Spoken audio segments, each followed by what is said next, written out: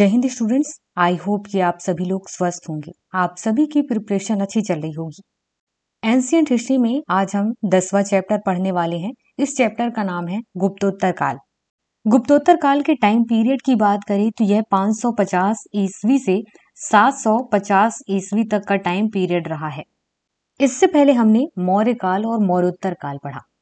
मौर्य काल के राजा जब धीरे धीरे करके क्षीण होते चले गए, उनकी शक्ति धीरे धीरे कम होती चली गई, तो उनके दरबार में जो सामंत थे, उसके अलावा कई टाइप के राज्यपाल रहे हैं जिनको अलग अलग क्षेत्र दिया गया था, फील्ड दिया गया था संभालने के लिए। वो लोग अपने आप को स्वतंत्र घोषित कर देते हैं।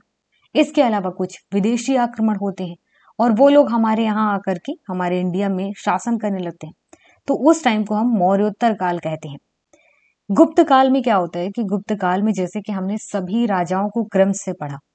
पहले शक्तिशाली राजा थे, धीरे धीरे करके एक टाइम ऐसा आता है कि फिर राजा के जो उत्तराधिकारी होते हैं वो आलसी टाइप के हो जाते हैं, विलासितापूर्ण जीवन जीने लगते हैं, जिसकी वजह से राजपाट जो है धीरे धीरे कमजोर होने लगता है और एक टाइम आता है कि वो वंश धीरे धीरे समाप्त हो जाता है। वही गुप्त काल के साथ हुआ।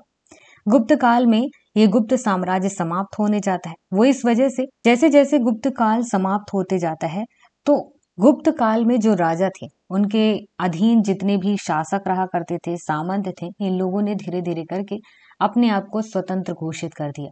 मतलब अब हम गुप्त राजा के अधीन नहीं हैं। अब हम अपने हिसाब से अपने राजपाट को संभालेंगे, अपनी नीतियां अपने हिसाब से बनाएंगे। गुप्त काल के जो राजा थे वो क्या करते हैं, हमें उनसे कोई लेना देना नहीं है। गुप्त काल में राजाओं के अधीन जो शासक थे और जो सामंत थे, जो उनके अधीन थे, उन लोगों ने अपने आप को जब स्वतंत्र घोषित किया तो कुछ राजवंशों की स्थापना की थी। वो कौन कौन से राजवंश हैं जिनका नाम इतिहास में लिया जाता है, जैसे कि वल्लभी के मैत्रक, पंजाब के हूण वंश, मालवा का यशोधवर्मन, मगध और मालवा के उत्तरगुप्त, कन्नौज के मौखरी वंश।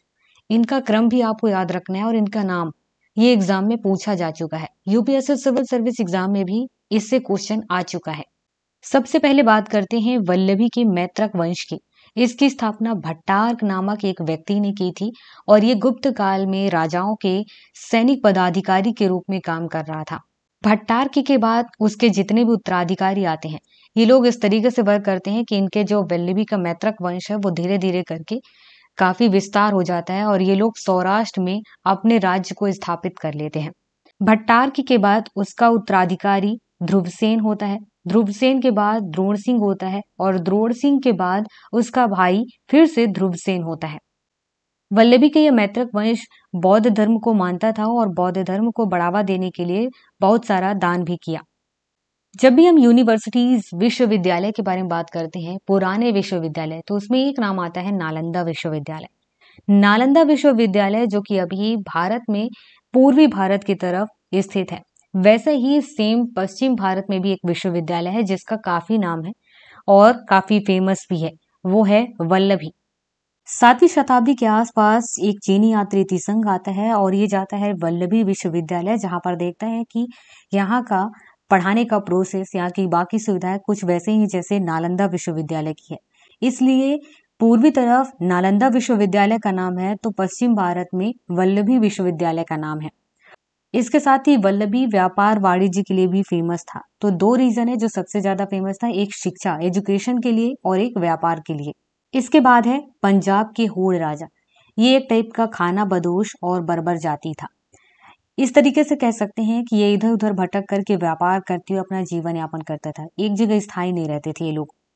हूण मध्य एशिया में रहते थे। उसके बाद स्कंदगुप्त जो कि गुप्त काल का अंतिम शक्तिशाली शासक था, उसके टाइम पर हूणों का आक्रमण होता है। स्कंदगुप्त अपने टाइम पर तो उसे भगा देता है, लेकिन उसके बाद हूणों की नजर भारत में लगी ही रहती है। इनडायरेक्टली गुप्त साम्राज्य के पतन होने में हूणों का ही कहीं ना कहीं हाथ होता है। इसके बाद जब स्कंदगुप्त की मृत्यु हो जाती है तो तोरमाण के नेतृत्व में हूण फिर से भारत में आक्रमण करते हैं और गंगा घाटी वाले एरिया में कब्जा कर लेते हैं। तोरमाण के नेतृत्व में जब हूण आक्रमण करते हैं तो वो पवैया, सकल, एरण, मालवा वाले एरिया में अपनी सत्ता स्थापित करते हैं। तोरमाण की मृत्यु के बाद उसका अगला उत्तराधिकारी होता है मिहिर कुल।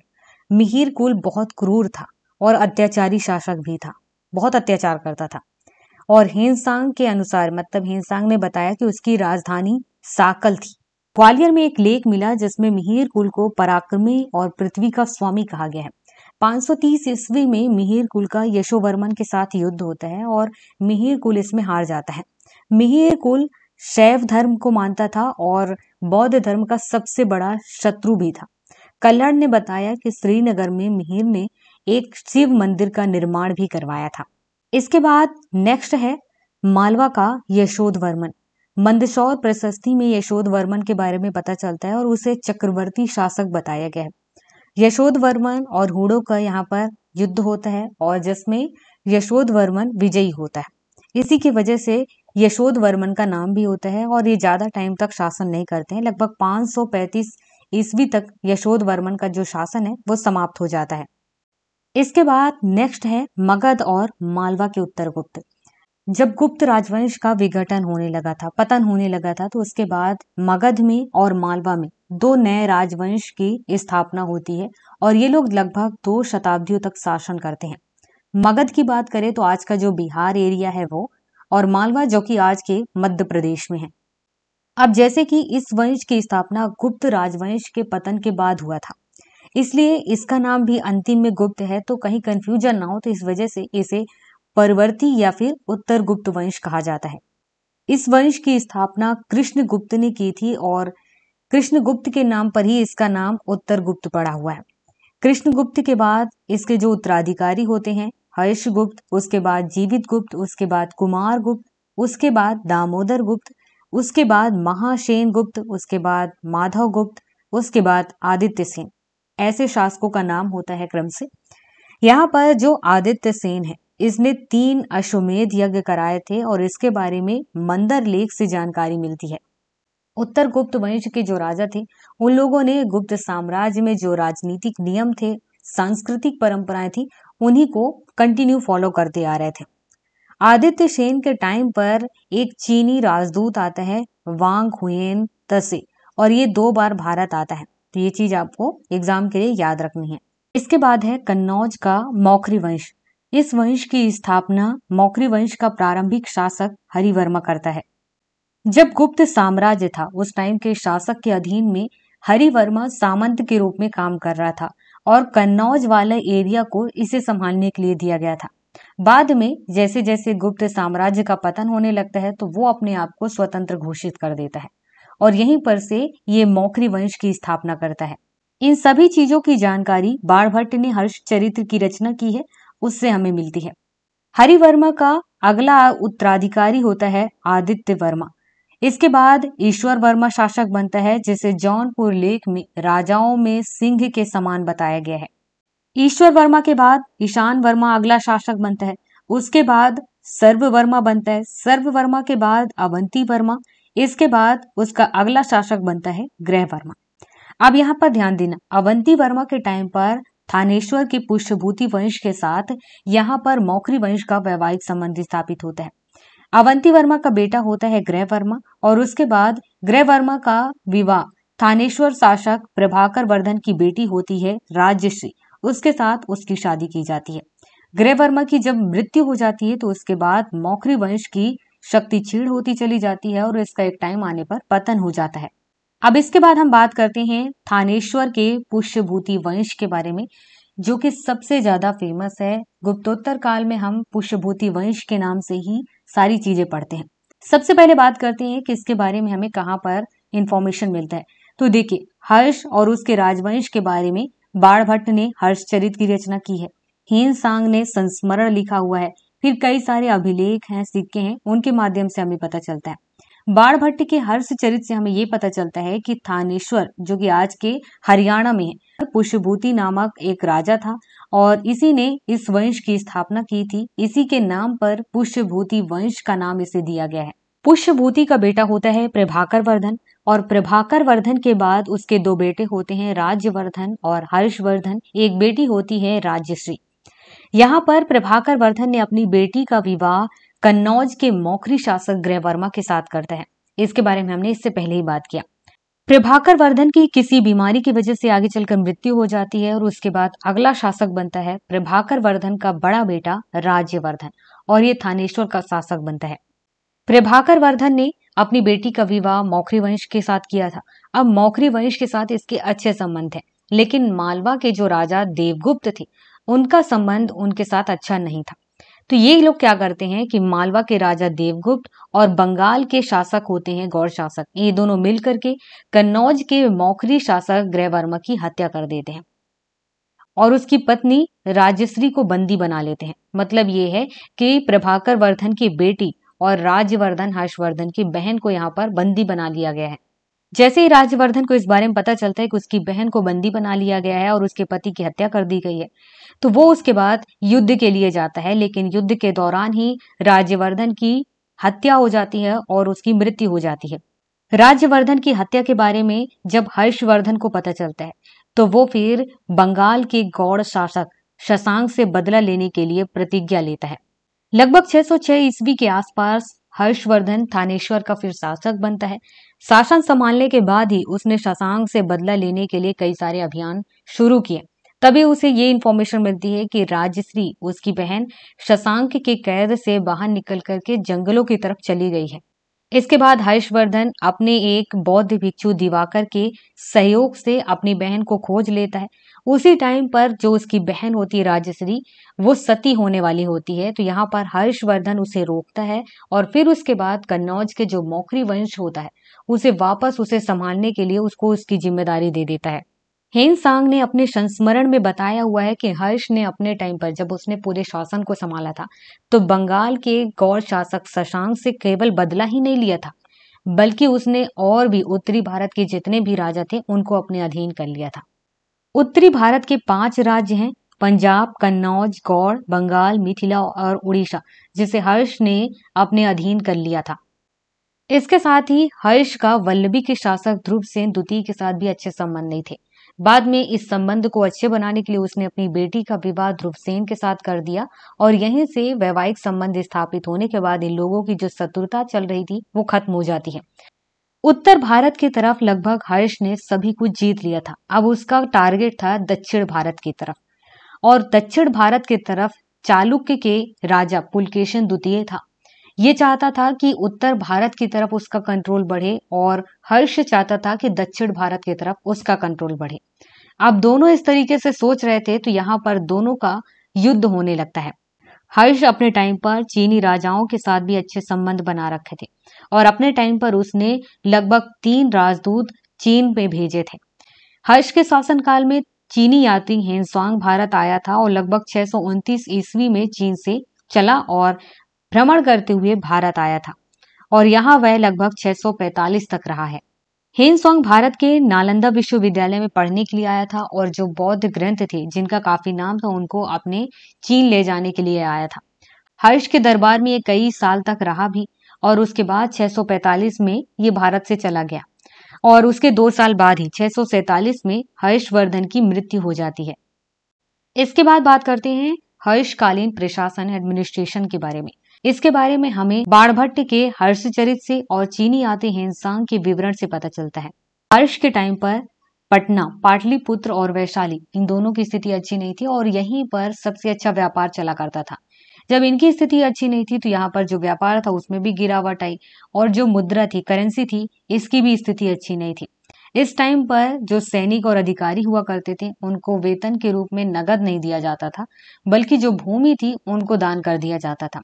इसी वजह से हर्ष के शासनकाल में से ही सामंत व्यवस्था स्टार्ट हो जाता है और सबसे ज्यादा मजबूत भी होता है। हर्ष के साम्राज्य की बात करें तो ये कश्मीर को अगर छोड़ दिया जाए तो उत्तर भारत का जितना भी राज्य है वो सब इसके अधीन थे, जैसे कि बिहार है, उत्तर प्रदेश है, पंजाब है, हरियाणा है, राजस्थान है, ये सभी हर्ष के साम्राज्य में सम्मिलित थे। अब हर्ष ने अपने टाइम पर वेतन नहीं दिया बल्कि जागीर देना स्टार्ट कर दिया था, भूमि देना स्टार्ट कर दिया था। इस वजह से इसके टाइम पर ज्यादातर से सिक्के नहीं मिलते हैं और इतना ही नहीं बल्कि अपने राज्य में जितने भी पुरोहित थे अगर ये लोगों ने स्पेशल सेवा दिया हुआ है तो इन लोगों को भूमि दान दिया जाने लगा। इसके बाद हेनसांग के संस्मरण से हमें पता चलता है कि राज्य की जितनी भी आय थी तो उसको ऐसे ही नहीं खर्च कर दिया जाता था अनुमानन, बल्कि उसे 4 पार्ट में बांटा गया था। एक भाग को राज्य के लिए खर्च किया जाता था, दूसरे भाग को जो विद्वान थे उनके लिए खर्च किया जाता था, तीसरे भाग को अधिकारियों के लिए और कुछ और भी व्यवस्थाएं होती थी उनके लिए, और चौथा भाग जो था वो धार्मिक परियोजनाओं के लिए, मतलब धार्मिक से रिलेटेड जो काम होते थे उन पर खर्च किया जाता था। हर्ष के टाइम पर कानून व्यवस्था उतनी अच्छी नहीं थी। ह्वेनसांग जब भारत आता है तो हर्ष के साम्राज्य में ही जब घुसता है ह्वेनसांग, तो उसके साथ 2 बार चोरी हो जाती है, 2 बार लूटपाट हो जाती है। तो इस वजह से ह्वेनसांग अपने संस्मरण में लिखता है कि हर्ष के टाइम पर कानून व्यवस्था बिल्कुल अच्छी नहीं थी। पुष्यभूति वंश में राजा की सहायता के लिए एक मंत्री परिषद हुआ करती थी और मंत्री को यहाँ पर अमात्य सचिव कहा जाता था।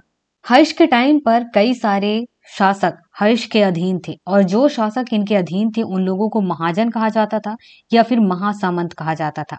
अब बात करते हैं हर्ष और बौद्ध धर्म के बारे में। ह्वेनसांग ने अपने संस्मरण में बताया कि हर्ष कट्टर बौद्ध था, बौद्ध धर्म को मानता था, लेकिन कुछ ताम्र अभिलेख हैं जिनमें उसे शैव धर्म मानने वाला बताया गया है, जैसे कि बांसखेड़ा और मधुवन ताम्र अभिलेख है, ताम्रपत्र अभिलेख, जिसमें शैव धर्म मानने वाला बताया गया है। हर्ष बौद्ध धर्म को मानता था, ये ह्वेनसांग ने बताया है, और उसने कहा कि हर्ष महायान बौद्ध मतानुयायी था, मतलब महायान शाखा को मानता था, और उसे आगे बढ़ाने के लिए उसने कन्नौज में और प्रयाग में बौद्ध सभा का आयोजन भी किया था। प्रयाग में जिस बौद्ध सभा का आयोजन किया गया था उसे महामोक्ष परिषद कहा जाता है, और इस टाइप का बौद्ध सभा का आयोजन हर 5 साल में किया जाता था। कन्नौज में बौद्ध सभा की जो अध्यक्षता है वो ह्वेनसांग ने की थी, और यहीं पर ब्राह्मणों ने उपद्रव किया था, और यहीं पर से ह्वेनसांग को ये लगता है कि हर्षवर्धन कट्टर बौद्ध है। इसके बाद कुछ इंपॉर्टेंट तथ्य हैं, फैक्ट्स हैं, जिनको आपको याद रखना है एग्जाम के बेस पर। जैसे कि हर्ष ने अपने आप को शिलादित्य और प्रतापशील की उपाधि दी थी। बाणभट्ट और मयूर ये हर्ष के दरबारी कवि थे। हर्ष ने 3 नाटक लिखे थे, प्रियदर्शिका, रत्नावली और नागानंद। ये आपको एग्जाम के बेस पर याद रखना है। इसके बाद दक्षिण भारतीय अभिलेखों में हर्ष को सकलोत्तर पथनाथ कहा जाता है। इसके बाद हर्ष चरित्र से पता चलता है कि हर्ष का नेपाल और कश्मीर पर भी अपना कंट्रोल था, वहां पर भी वो शासन करता था। हर्ष के शासनकाल में मथुरा सूती वस्त्र के उत्पादन के लिए फेमस था। ह्वेनसांग ने बताया कि हर्ष के शासनकाल में गौड़ शासक जो कि बंगाल का था, शशांक ने गया में स्थित जो बोधि वृक्ष है उसको कटवा दिया और गंगा में फेंकवा दिया। अब बात करते हैं गुप्तोत्तर कालीन सामाजिक स्थिति के बारे में। यह वही टाइम था जहां पर से भूमि दान देने की वजह से सामंती व्यवस्था, सामंत वाली जो व्यवस्था है वो सबसे ज्यादा मजबूत हो जाती है। अब जैसे कि इससे पहले गुप्त काल था, और गुप्त काल में व्यापार वाणिज्य राज्य कोष को भरने के लिए सबसे पहले नंबर पे आता था। धीरे धीरे करके ये सारी चीजें नष्ट हो जाती हैं। इसके बाद जब गुप्तोत्तर काल आता है तो गुप्तोत्तर काल में फिर वही कृषि अर्थव्यवस्था को बनाने के लिए सबसे पहले नंबर पे होता है। अर्थव्यवस्था का जो मूल आधार होता है वो कृषि हो जाता है। अब अर्थव्यवस्था का मूल आधार जब कृषि है, खेती किसानी है, तो जाहिर सी बात है जितने लोग भी व्यापार वाणिज्य कर रहे हैं वो कृषि करने लगे, जिससे गांव पर जनसंख्या का बोझ बढ़ने लगता है और वैश्यों की स्थिति यहाँ पर खराब होने लगती है और उनको शूद्रों के स्तर पर मानने लगते हैं। और हाँ, जो शूद्र हैं उनको कृषक मानने लगते हैं। ऐसा कह सकते हैं कि वैश्यों की स्थिति यहाँ पर खराब होने लगती है। वर्ण व्यवस्था के जो चारों वर्ण थे इनको बहुत कठोरता से फॉलो किया जाता है। इन सभी के लिए अलग अलग नियम थे। जैसे कि ब्राह्मण वर्ण थे, ये इनको सबसे श्रेष्ठ माना जाता था, पवित्र माना जाता था।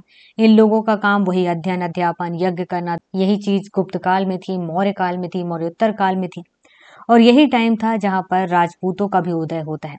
इन लोगों को प्राचीन वर्ण में माना जाता है और इन्हें क्षत्रिय का स्थान मिलता है। इसी काल में वर्ण संकर जातियों की संख्या बहुत ज्यादा बढ़ जाती है और इसके वजह से अनुलोम और प्रतिलोम विवाह के परिणाम स्वरूप जो संतान उत्पन्न होती है उन्हें वर्ण व्यवस्था में स्थान नहीं मिलता है और इन्हें अंत्यज कहा जाता है। इस टाइम तक महिलाओं की स्थिति में भी गिरावट आती है। सती प्रथा भी होता है, जो कि सबसे पहला एग्जाम्पल है प्रभाकर वर्धन की बेटी राजश्री जो सती होने जाती है।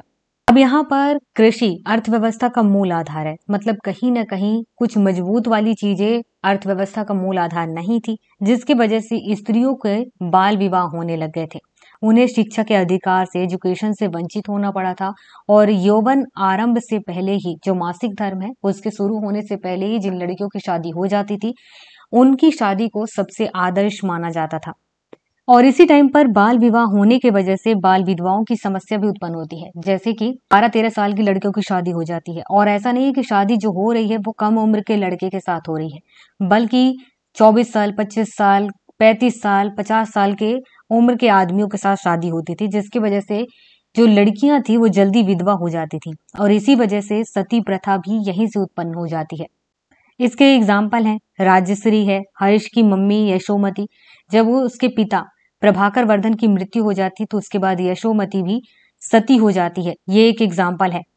और गुप्तोत्तर काल में जो विधवा थी उनके पुनर्विवाह की मनाही थी, लेकिन जो पुरुष थे वो बहु विवाह कर सकते थे, मतलब एक ही टाइम पर वो कई सारी शादियां कर सकते थे। इसी टाइम पर पर्दा प्रथा का भी प्रचलन था, लेकिन ये पर्दा प्रथा का प्रचलन केवल कुलीन वर्गों तक था। जो श्रमिक महिलाएं थे उनके लिए डिफरेंट टाइप के नियम थे, वहां पर इस टाइप की चीजें फॉलो नहीं होती थी।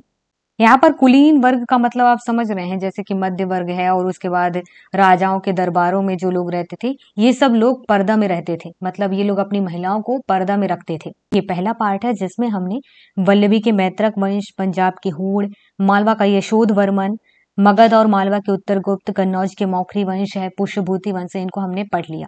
नेक्स्ट पार्ट में हम चालुक्य और पल्लव वंश को समझेंगे।